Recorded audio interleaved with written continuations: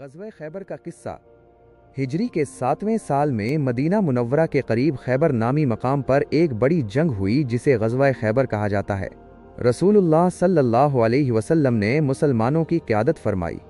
خیبر کے یہودیوں میں بعض گروہ مسلمانوں کے خلاف سازشیں کر رہے تھے، خاص طور پر وہ جو بنو نذیر سے تعلق رکھتے تھے۔ انہوں نے غزوہ خندق میں قریش کی مدد کی تھی۔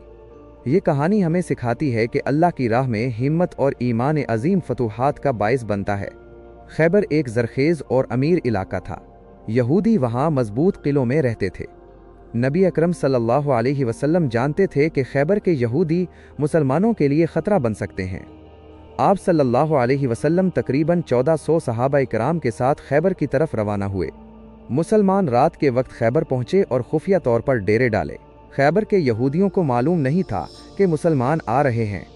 صبح کے وقت جب وہ کھیتوں میں کام کرنے آئے تو مسلمانوں کو دیکھ کر گھبرا گئے اور فوراً قلعوں میں چھپ گئے۔ خیبر میں کئی قلعے تھے جو بہت مضبوط تھے۔ مسلمانوں نے ایک کے بعد ایک قلعے پر حملہ کیا، لیکن قلعوں کو فتح کرنا آسان نہ تھا۔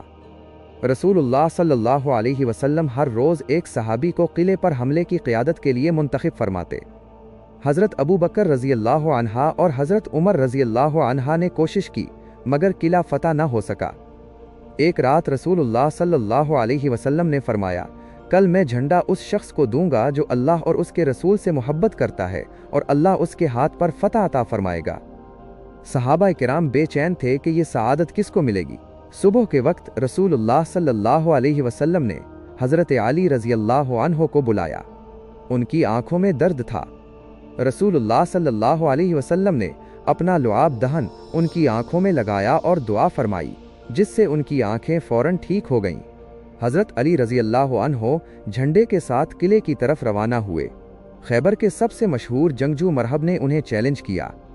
مرحب نے اپنے حسب معمول اشعار پڑھے تو حضرت علی رضی اللہ عنہ نے بھی جواب میں اشعار پڑھے اور پھر مرحب کو ایک ہی وار میں قتل کر دیا۔ مسلمانوں نے اللہ اکبر کے نعرے لگائے اور ایک کے بعد ایک قلعہ فتح کرتے گئے۔ آخرکار خیبر کے یہودیوں نے صلح کی درخواست کی۔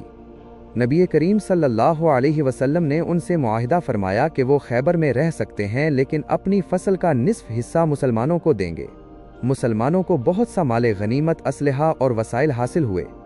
رسول اللہ صلی اللہ علیہ وسلم نے اللہ کا شکر ادا کیا اور فرمایا کہ یہ اللہ کی فتح ہے جس نے ہمیں طاقت عطا فرمائی۔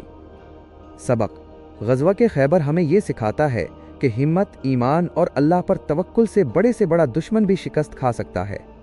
رسول اللہ صلی اللہ علیہ وسلم اور ان کے صحابہ اللہ کے بہادر اور محبوب بندے تھے جنہوں نے دین اسلام کی سربلندی کے لیے ہر قربانی